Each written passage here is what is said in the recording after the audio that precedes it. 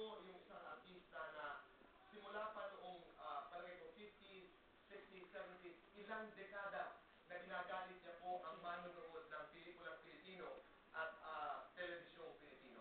In that restaurant, madaling araw po, Tony Shereen, I didn't know what to do. Hindi ko alam yung feeling na lalapit ba ako, magbibigay-pugay pa ako, magpapagandang umaga ako.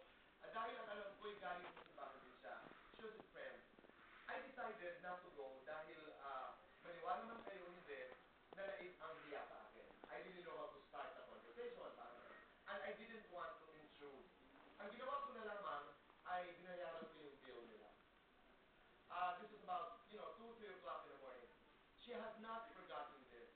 And I will not forget the note that she gave me. Ano yung note na, dear boy, dito na sa studio, maraming salamat, hindi man lamang ako nagpagpasalamat sa iyo, ang mga kasama ko. And she told me the story of why they were in that restaurant. And then she said, sa tinagatagal ko sa industriya, ito, paminsan-minsan nakakahanap daw siya ng mga kaibigan, paminsan-minsan may mga bago, may mga kaibigan who stayed, in her life. And that she said, I will go on until the very last moment in my life being an actress. Ngayon mga kaibigan, siya po'y may karamdaman. I don't know how specific I can get, but I'm really lonely, I'm really sad. Na I'm praying that she will be well. I am praying that, I don't know, I'm praying for her wellness. Dahil hindi man gaanoon ang iyong pagkakakilala sa kanya, dahil madalas galit tayo sa kanya sa mga papel na kanyang ginagampanan. But we continue to pray for her well-being. And today I say, again, ako'y isang tagahanga at sobra ang pagmamahal ko po sa nag-iisang Delia Flores. Mga kaibigan, panoorin ko na po. Sa noon, hanggang ngayon, sa mundo ng pelikula, telebisyon, hindi kompleto ang kwento ng isang bida kung walang kontrabida. Wala ka na ba? At bukas ng maga, makikita natin kung sinong makita sa loob ako. Ngayon na. Isa ang veteran actress na si Belia Flores sa mga nakilalang labis na nagpahirap sa buhay ng ilan sa mga karakter na napanood natin sa mga pelikula at movie shows. 1950, nauna siyang sumikat sa ilalim ng Sampaguita Pictures. Ngunit, dahil sa husay at naiiba niyang tatak, naging bahagi rin siya ng marami pang proyekto at maging sa larangan ng komedya na kilala rin si Belia. Kayo bang bagong maniniwan sa bahay na yan? Ay naku, hindi niyo ba alam? Haunted house yan.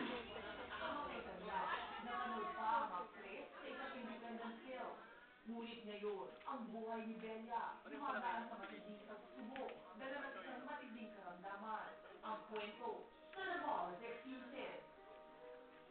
Matapos manatili sa US ng halos 5 taon, bumalik sa Pilipinas si Belia taong 2010 dahil na rin sa desisyon ng kanyang nag-iisang anak. Parang nakikita ko na medyo meron siyang pagnanasa na namimiss ang Pilipinas. So, with Papa or Dad, kami naman po ang pumunta sa Pilipinas para po samahan namin siya at alagaan. Hanggang taong 2012, nagkaroon ng komplikasyon si Belia. Meron pala siyang diabetes. Okay, mataas ang kanyang blood sugar. At yan po ang siguro po napapahina sa kanya. Nagkaroon po siya ng hip replacement last year. We were hoping na mag-recover siya doon. Pero medyo napapansin po namin na hindi po siya makalakad, hindi na po siya nagsasalita. Minabuti namin na galing po siya sa ospital at ngayon po nagkakakontanya siya sa hospital. Taliwas sa mga naglabasang balita na may Alzheimer's disease sa actress, nilinaw ng anak nito na iba ang dahilan kaya tila hindi ito makausap na maayos. After MRI, na-determine po na nagkaroon siya ng acute infarction sa malaking part ng right brain po niya, which means na nagkaroon po siya ng stroke to almost 3/4 of her right brain. Meron din po siyang konting stroke dun sa left part ng brain po niya, hinawalan siya ng speech. Pag tumitingin siya sa amin, siya na siguro tinitingnan niya mabuti kung sino ako or kinikilala niya mabuti kung sino ako.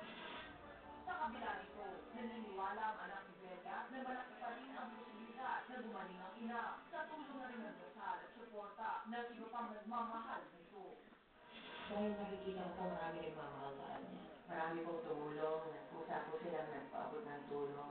Marami pong nag-text sa akin, nagdalaw sa amin po dito.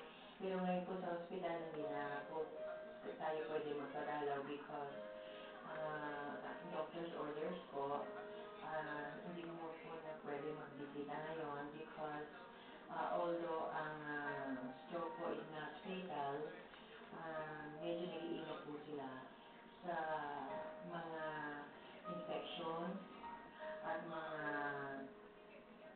kung ano pong outside elements na makuha ni ma'am para hindi po ako umanhin. Bigyan nila po kami ng konting panahon at paglakas po niya, madadalaw niya siya at makakausap niya siya. Ang dasal ko po sana ay tumayo siya po. Bigyan ko po siya ng mahabang panahon na siya po at masaya pa, komportable sa huling buhay niya. Na mag-enjoy po siya kasama ng pamilya niya. Mula sa Dabal, sa uspuso ang aming panalangin sa tuluyang paggaling ng isa sa mga tinuturing na haligi ng industriya. Dabal, Exclusive! Patrick Garcia, hindi nga ba pinapayagan na makita ang anak kay Jeneline Mercado ang kanyang paglilinaw live at relasyong Sara Geronimo at John Lloyd Cruz. Muli nga bang malulumbali ang mga bagong revelasyon ng dalawa sa kanilang pagbabalik tampalan sa pelikula? Abangan